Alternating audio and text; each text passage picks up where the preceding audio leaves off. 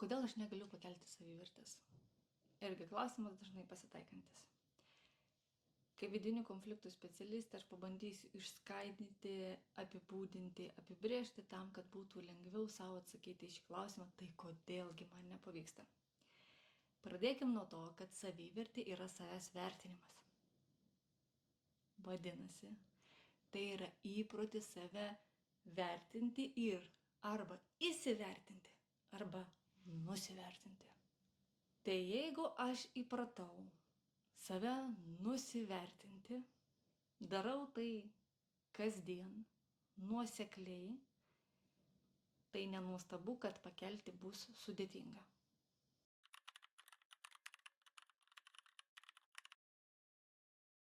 Čia reikia suvokti tokį dalyką, kad mus formuoja intymi aplinka. Ji susideda iš žmonių, sąlygų, veiksnių ir aplinkybių pirmus 18 metų. Na taip, grubiai.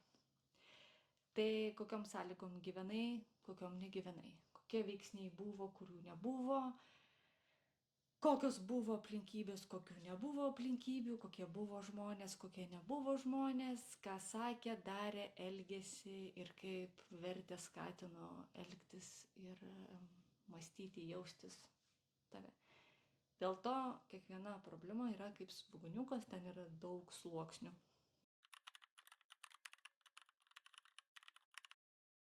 Gali būti atėjęs iš intymios aplinkos, kuomet mus skatino matyti tik savo klaidas.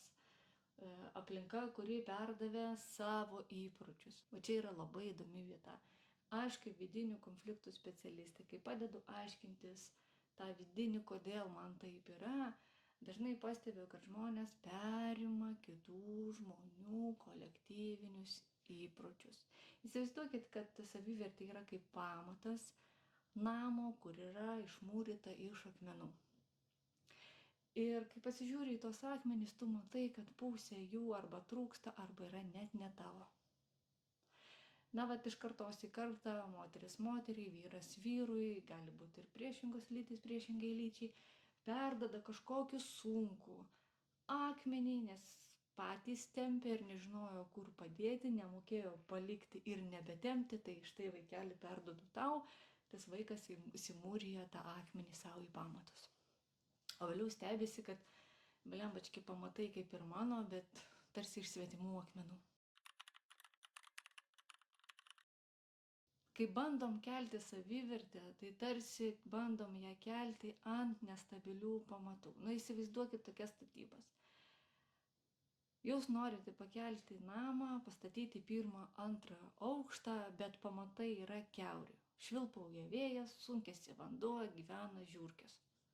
Ar ten kokie nors kiti padarai. Čia aš taip, kaip sakoma, išpučiu, bet įsivaizduokit, kad kiekvienas vatas, tai vėjas, vanduo yra kažkokia išorinė arba net vidinė jėga, kuri tave stabdo, blokuoja, varžo ir taip toliau.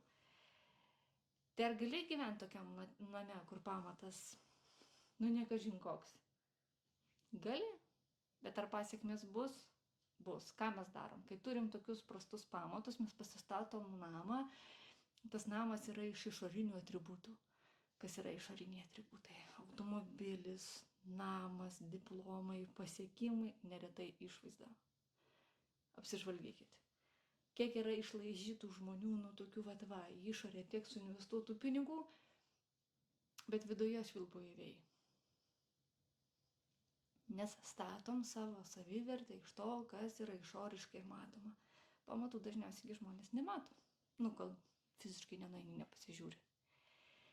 Tai įprotis nusivertinti, tai reiškia ir toliau pamatuose laikyti tuos akmenis, kurie nereikalingi.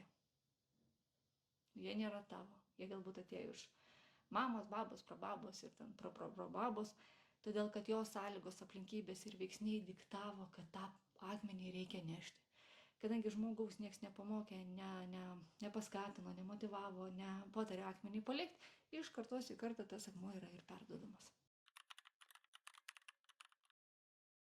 Akmenį pamatuose gali turėti, bet gali jį taip pat ir išsitraukti ir ateities kartoms neperduoti.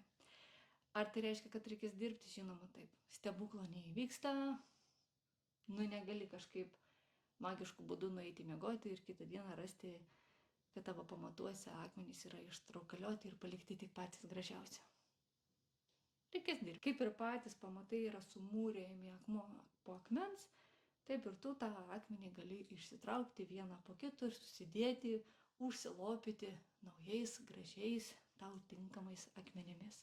Tai atsakymas į klausimą, kodėlgi man nepavyksta pakelti. To, kad nekelti tu turi.